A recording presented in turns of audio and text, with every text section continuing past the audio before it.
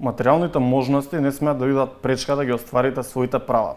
Тоа значи доколку ги исполнувате условите, адвокатот и останатите судски трошоци може да бидат покриени од страна на буџетот на Министерството за правда. Може да се обратите до Министерството за правда, нашите подрачни единици кои што се наоѓаат во внатрешноста на државата, овластени граѓански здруженија, а од ново и правните клиники на правните факултети и да побарате бесплатна правна помош. Бесплатната правна помош се може да искористите пред судовите и пред управните органи, народниот правобранител, така натаму.